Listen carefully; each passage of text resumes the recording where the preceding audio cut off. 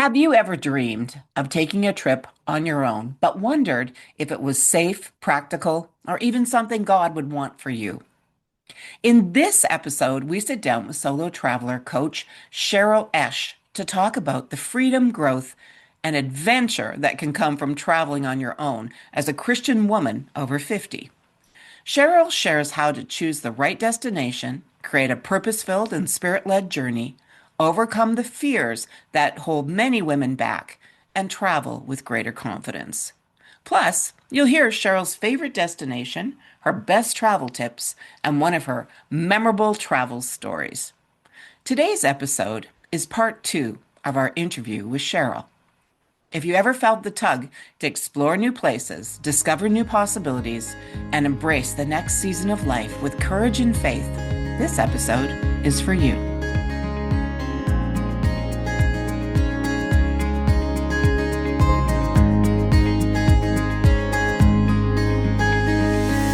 Welcome to the Jesus People Sisterhood podcast, a place created just for you, the single Christian woman over 50 who knows there is still so much more ahead. I'm your host, Janine Jordan, Christian confidence coach and leadership mentor based in Alberta, Canada. And I'm your co-host, Ellie McCormick, a flag certified coach, Christian longevity coach, and life coach in the United States. And if you've ever felt a little overlooked, a little forgotten, or quietly wondered, God, what does the rest of my life look like from here? We understand because we've been there too. We know what it's like to carry dreams that haven't fully unfolded yet, to navigate the unique challenges of singlehood, and to wrestle with questions about purpose, health, and the future. And honestly, we couldn't find a space online that truly spoke to us, so we created one. This is Jesus People Sisterhood, a place where you are not invisible, you are valuable. Where you are not past your prime, you are stepping into one of the most powerful, meaningful seasons of your life. Here you'll find real conversations, deep encouragement, and a circle of women who love Jesus and are walking this road right alongside you. Because you carry wisdom, you carry strength, and your life still holds incredible purpose. So join us as we talk about what really matters, building meaningful relationships, strengthening your health, and growing deeper in your walk with God. And we share tons of valuable information relevant to our sisterhood. We'll share stories, explore life-giving ideas, hear inspiring voices, and yes, have a few laughs along the way. So wherever you're listening from, whether you're in your kitchen or on a walk or sitting in that quiet place, just know you belong here, and let's walk this journey together.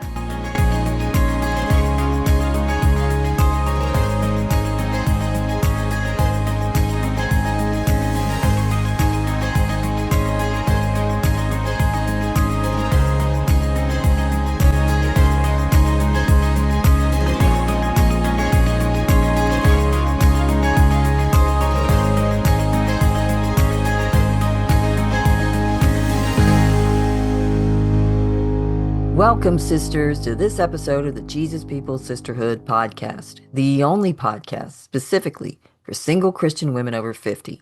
Today, we give a shout out to our sisters in Iowa. Thank you for listening. We want everyone to get to know our listeners, and so we'll be doing listener spotlight episodes from time to time. If you would like to share your testimony or what the Lord is doing in your life currently, or if you are leading in ministry or another field and would like to tell us about that for a Jesus Sister Excelling in the Last Third episode, please contact us at support@jesuspeoplesisterhood.com. We would love to have our listeners come and share with the sisterhood. And now, let's get to today's episode. Today's episode is part 2 of our interview with our guest, travel coach Cheryl Esch, who specializes in solo travel for Christian women over 50. If you have not listened to part 1, please go back and listen to the previous episode first. At the young age of 9, Cheryl's world of travel opened up when her family took a 5-week road trip in an RV across the U.S., exploring the many national parks. Later in her early 20s, she would carry that adventurous spirit into a 4-week backpacking trip through Europe. Her freedom travels continued throughout her 20s, but then marriage and kids, put a pause on that lifestyle. After 20 years of dedicating her life to her family, Cheryl started to travel again at age 50. Travel at this season of her life was more life-changing than previous travels.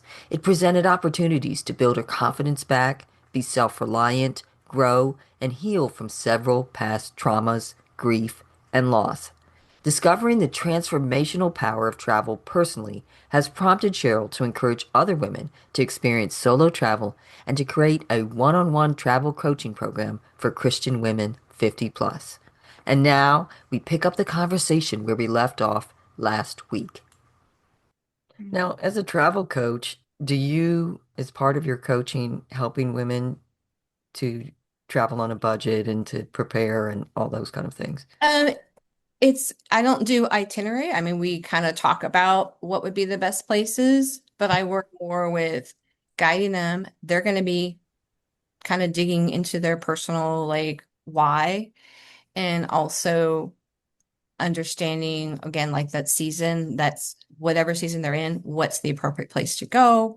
We deal with some roadblocks, like what are some of those roadblocks that need to be handled, whether it's through just some prayer, mindset work, just kind of setting expectations too is something we talk about, being open to those learning experiences I just shared about the Camino. So it's really guiding them and being there for support for them.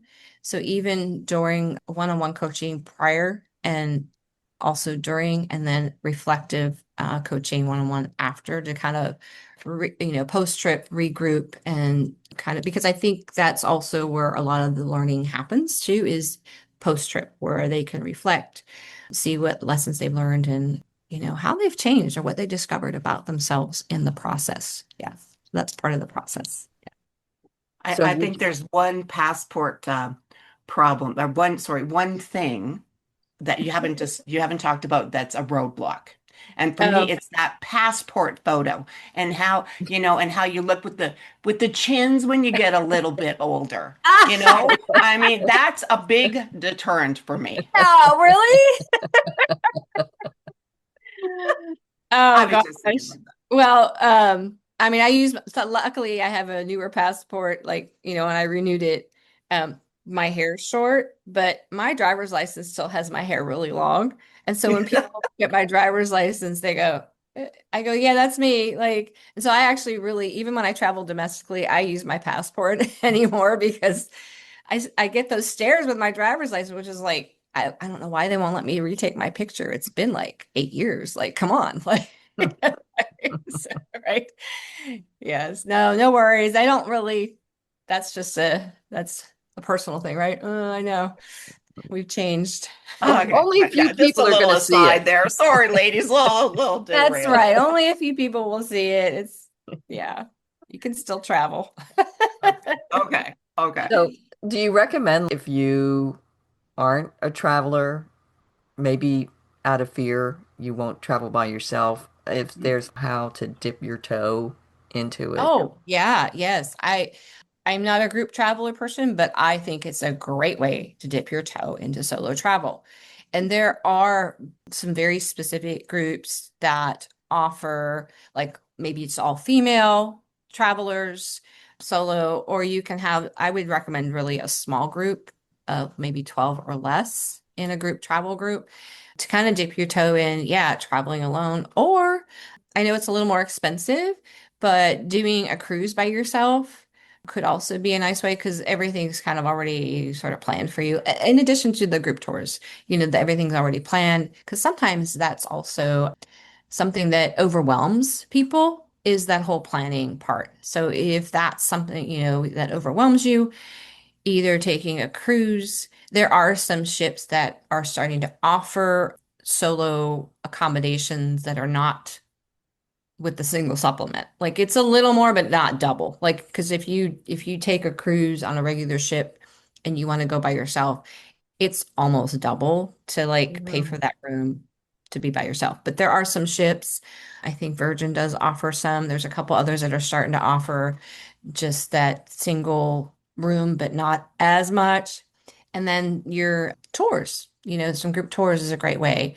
But if you don't want to, you don't want to spend that money, and you want to dip your toe into solo travel, I always recommend go somewhere local for a weekend. Right. Somewhere where just drive somewhere local, not your hometown. I mean, you could explore your hometown, but maybe look at, okay, what's 3 hours out maybe, and find a place and see how you do on your own and in your own country, likely because you want to maintain that language communication, so that's not an issue. Maybe have the same currency and all that stuff, so you're not having to deal with some of those other factors when you travel internationally that can get a little overwhelming. So definitely, and then just see how you feel being by yourself, dining by yourself, all that stuff. And it just gives you an opportunity to explore somewhere close by. So I always recommend that as kind of maybe a first step. And if Yeah. it's nearby and you're not happy, you can just You go can just drive. Yeah, exactly. You can just drive Go home. Exactly. That's why it's like, because you fly somewhere and then you got a whole nother thing. You got to figure out how to get back and leave and stuff like that. Yeah. So it's always, yeah. Right. Okay. Do you have like a top three solo travel tips to start with? Yes, I have two major ones. Okay. And one of the many, like I said, single women do concern themselves with safety. And in addition to like just using your intuition and being self-aware, one of the big things I even do this is you need to share your itinerary with someone back Mm. home and do daily check-ins. I do that with my kids. They're adults now. So, they know I travel a lot and like so I'll just share where I'm going, kind of a basic itinerary because I tend to sometimes go with the flow. But every night I'm checking in with them saying, "Oh, I made it here." Well, I might send them a pic or whatever, just so someone knows where I'm at. Because I think that was one thing I had personally had to deal with is, and not that I'm a fearful person, but just that whole like underlying worry, I have kids. And it's like, well, I'm by myself. What if something does happen? Someone needs to know where I'm at. And so that's just number one. And then number two, I'd say definitely research where you're going.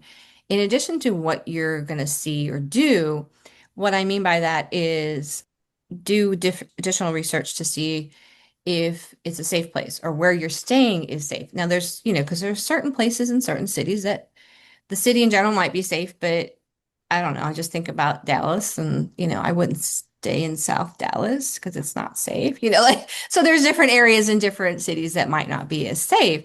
Making sure you're not staying in some of those places. Look into the culture, what clothing might be acceptable and not acceptable, your currency, the weather, and then big one, transportation. Please research the transportation. I highly recommend if you're flying in somewhere that you arrange your transportation ahead of time. Hmm. There's a lot of scammers out there that definitely love to take advantage of travelers when they arrive at an airport. And so if you already know that you're getting, maybe you got to arrange a shuttle or something to take you to your place, definitely do that. And if you arrive at night, don't take public transportation. I mean, I will do that, but only if it's daytime. It's important that that part is figured out beforehand because you don't want to be in another country, another city, and not understand how to get around. I mean, unless you're renting a car, right? So that could also just take care of that, right? Yeah. Okay. Yeah. Those tips are good for everybody. Oh yeah. Yes. So, Especially for solo Right. Yeah, travelers. that's Yeah. right. Yeah. yeah. Yeah. Yeah. I Yeah. think my one of my sons regularly hikes up to Mm. mountains, and Hmm. I worry and I say, "Did you tell anybody where you Hmm. where you Hmm. went?" Yeah.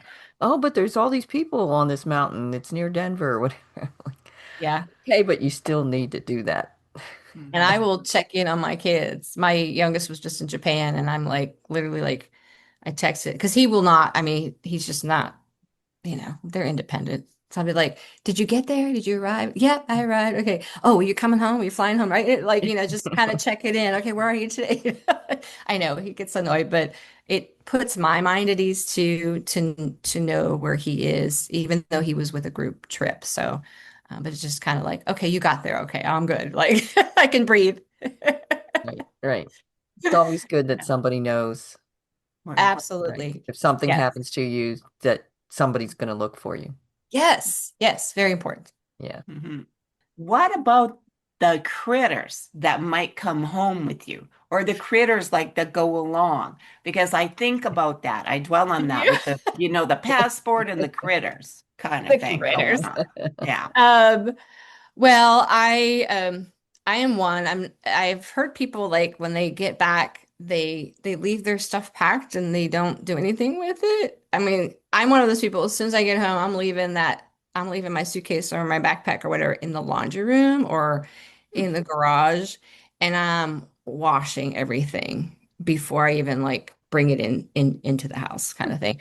It's you can't really control some of that, just being aware and trying not to bring it back. I mean, obviously, I also don't put my backpack or suitcase on the floor anymore. Like, I have it make sure it's up off the floor, just Mm. less likely that the critters are gonna crawl in, kind of thing as best I can. So yeah, that's Yeah, that's because I think I've heard that there's like a real bad bed bug situation. So at now, times there has been in Europe, yes. I actually one of the things I travel with is my own pillowcase, for sure. Oh, I recommend it. It's just my own yeah, pillowcase. Sometimes my own little pillow if I'm hiking and tenting, so but yeah, that kind of helps me feel like, I'm not gonna have critters around my head or at least okay. all hopefully right, that helps you. Thank let's you. go to a more positive Yes, thought. let's Yes, definitely let's go move to a on. positive. Moving Yes. on. Yeah, okay. Yes. Where is your favorite destination? We created the JPS space because we know how it feels to face life and the future on your own. And we also know that something better is possible within a community of like minded sisters. If today's episode is blessing you, would you take a moment to follow or subscribe to the podcast right where you're listening? That way, every new conversation, every encouragement, every reminder that you're not alone comes straight to you. And if you feel led, leaving a 5-star written review on Apple Podcasts is one of the most powerful ways to help other women just like you find this space. You are not alone anymore. You've found your sisterhood. Well, I always ask that question to my guests, and most of them are like, "Oh, you can't pick." But I actually do have a favorite destination. So far it has been Iceland. Now, I've only Ooh. been to 25 countries, but Iceland still, even though I was just in Hawaii last month, Iceland is still, I want to go back so badly. It Really? was incredible. It was just the perfect combination. I went in April last year, so it was pretty quiet as far as there weren't like June, July seems to be more their touristy, really influx of a lot of people there. And so it wasn't as busy. It was a little colder. Uh-huh. Yes, a little colder, but manageable. Like, it was windy, but I loved, being in nature. And the wonderful thing about Iceland is it's got such a diverse landscape. Mm. I mean, you fly into Reykjavik and you're coming in, it looks like the moon, right? And you got the volcanoes and the lava on that side of the island, so to speak. And then you drive down south and coming around and you got glaciers basically down there. But then you keep driving, and they look like mountains from like the Rocky Mountains kind of, feel to them. And then you had waterfalls everywhere. It was just, and then you had some lush, just Greenland, like where they actually have a lot of their Icelandic horses or sheep. It was just such diverse. And for me, it was perfectly quiet. And I just want to go back when it's summertime so I can explore a little bit more because there was some hikes that were not available because there's still snow, in certain areas of some of their mountainous peaks. So definitely want to go back. Definitely recommend it. It is super safe for women, for solo travelers. That's the other reason I love it. They speak English, very nice people. It is a little expensive, but I think it's definitely worth it. Do you pick up souvenirs from all these places? Or Um, my souvenir collection is a little different. The only thing I collect is ornaments, Christmas ornaments. And then I collect, and this is for my kids, I collect socks from all the different countries I've been to, and I give them to my kids as Christmas presents. Nice. In Iceland, I did buy one of their really famous Icelander wool I sweaters. was going to ask that. Yeah. Oh, So yeah. I do sometimes, and I'll usually buy jewelry, but I'm not like your mm, trinket kind of souvenir person at Yeah. all. Mhm. So Gotcha. And you looked at the ponies because I've read so much about the pony. yeah, Did you go I riding? did. I actually went and rode. I went on Did a you tolt? Did you go for the tolt? yes, it did. It trotted, and I was like, "Oh my God!"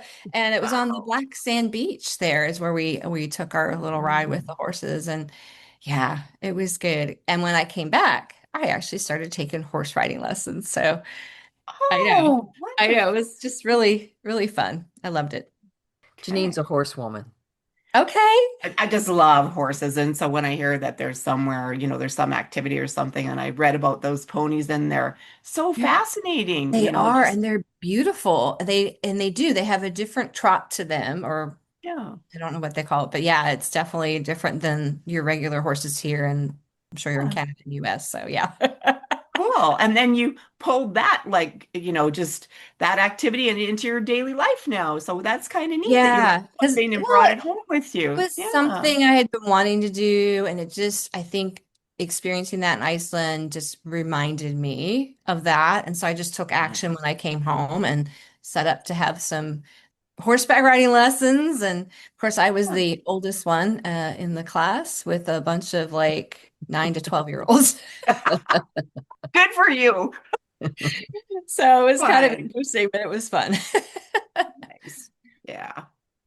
Okay. So what was your craziest travel story adventure?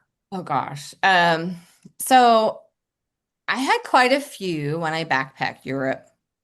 Some are probably not appropriate to share here.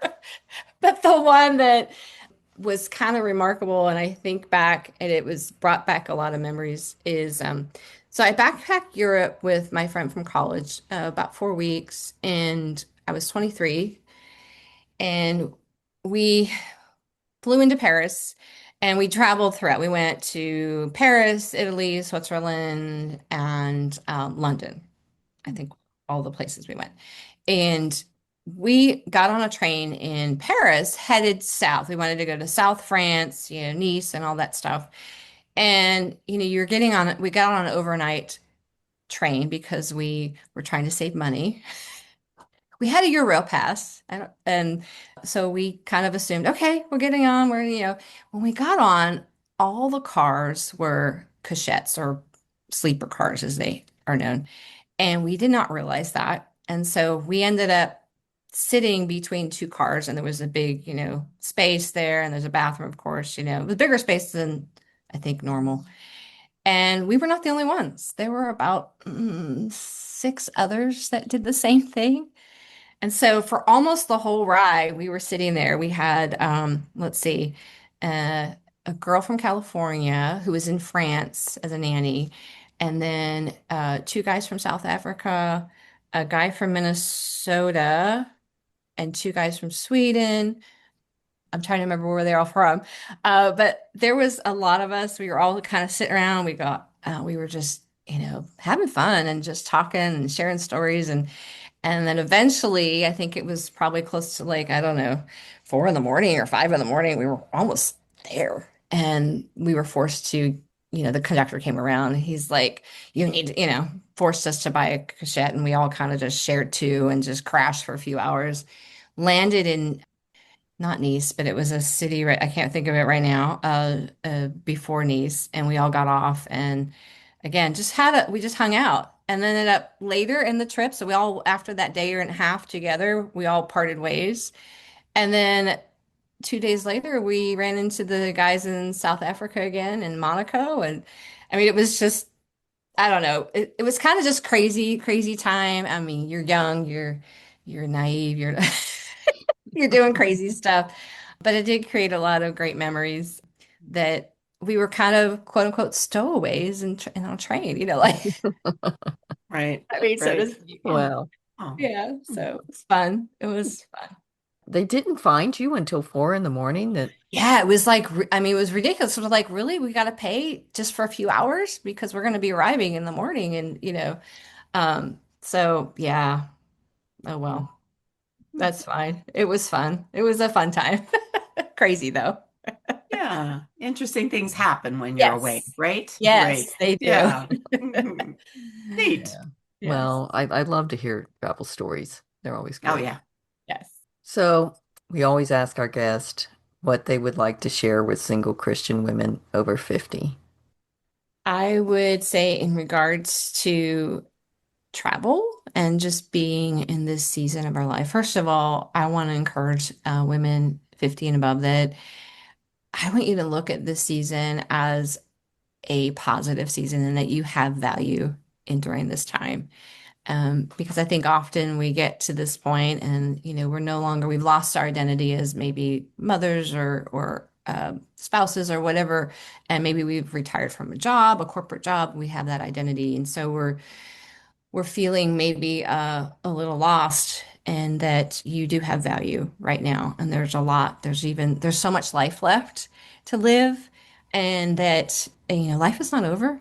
There's so much more to enjoy. And so I say, go, go and travel while you have the ability to do so and that you have the physical ability to do so. Because often, unfortunately, not that I plan on getting there because I do try to stay physically active, is that unfortunately people get a little later in their life and they lose the mobility and therefore Mhm. lose the opportunity to experience travel later in life. So I would say go, know that you have purpose and that your life is valuable and this is a good season. It's a great season to be in. And I've learned to love this season despite my challenges and hardships that I've gone through to get here. And it's definitely worth it.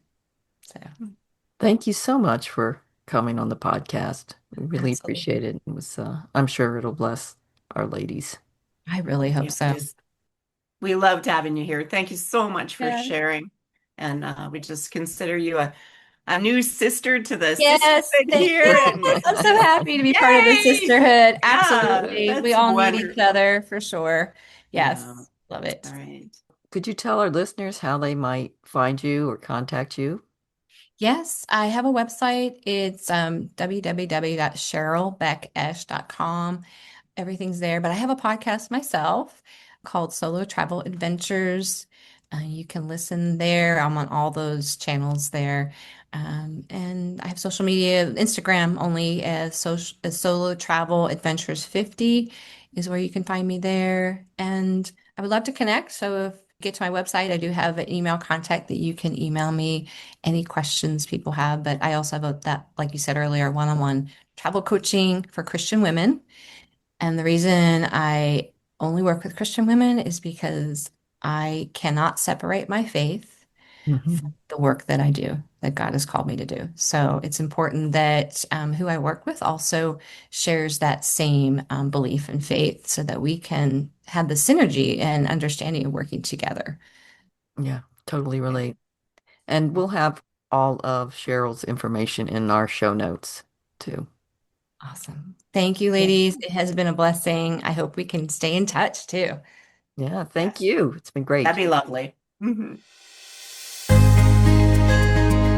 Hey, sister, before you go, thank you for being here with us. If you were encouraged by today's episode, would you take a moment to follow or subscribe to the podcast? That way, every new episode finds you right where you are. And if you feel led, leaving a 5-star review on Apple Podcasts helps more women just like you discover this sisterhood. We would love for you to come join us in our free private Facebook group, the Jesus People Sisterhood Community, and keep the connection going. And we also have a Jesus People Sisterhood senior housing group if you're exploring co-living and new possibilities for this season. You can connect with us at Jesus People Sisterhood on Facebook or visit us individually for Janine at riseupcoachingandconsulting.com and for Ellie at christianlongevity.com. And just a quick reminder, this podcast is for informational purposes and not professional advice. Our prayer is that this podcast blesses you. Until next time, stay connected, reach out, and welcome another sister in.